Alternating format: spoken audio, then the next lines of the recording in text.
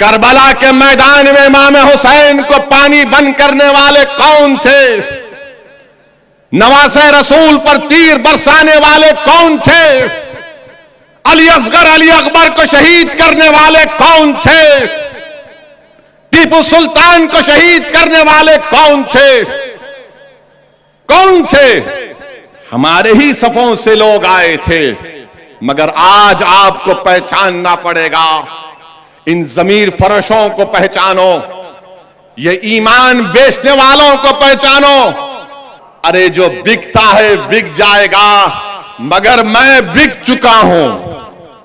लोग कहते हैं ओवैसी तुम इनके लिए काम करते हो, तुम फुला की टीम हो। अरे जालिमो, तुमको नहीं मालूम असदुद्दीन ओवैसी अपने आप को बेच चुका है।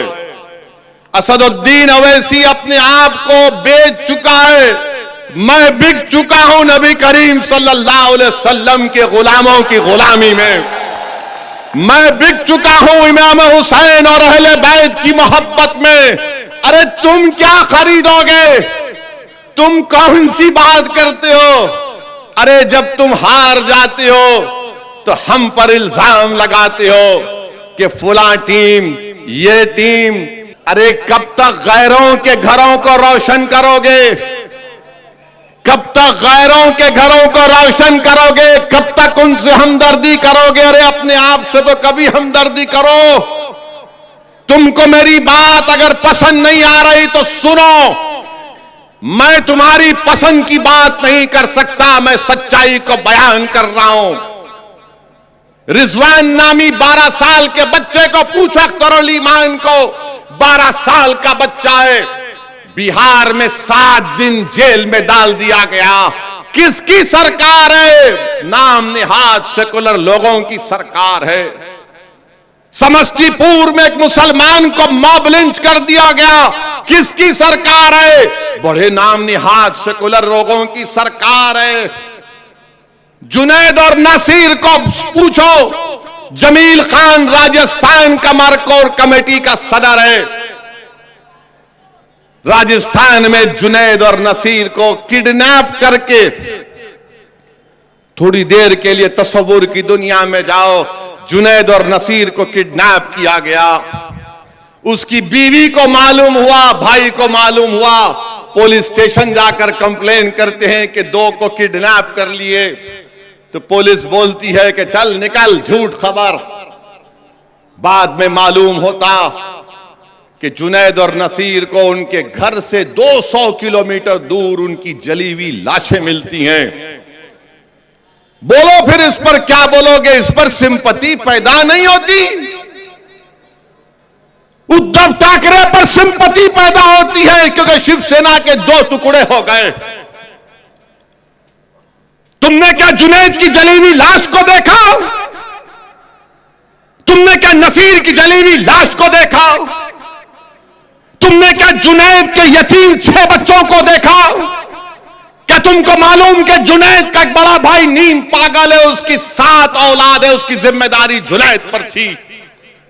तुमको गैरों के लिए सिंपैथी है, अरे तुम्हारा भाई जो मर गया उसके लिए हमदर्दी नहीं होगी? तुम उनके घर को बचाओगे, अपने घर को बर्बाद करोगे क्या? यही फर्क है। असदुद्दीन ओवैसी कहता है कि अगर उद्धव ठाकरे का घर आबाद रहेगा तो जुनैद का घर भी आबाद रहना चाहिए। अगर शरद पवार के घर में लाइट होगी तो नसीर के घर में भी चमक होनी चाहिए।